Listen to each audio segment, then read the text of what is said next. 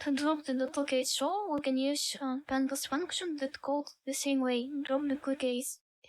So right away, I will return the name of our data frame dots drop underscore duplicates. And here we need to specify the columns or a subset on which we will drop the duplicates. Subset equals, it can be one or several columns, but in our case it will be just email. And the next parameter we want to specify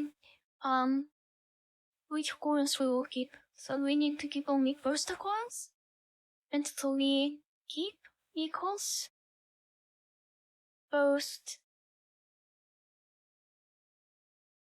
Let's hit the submit button.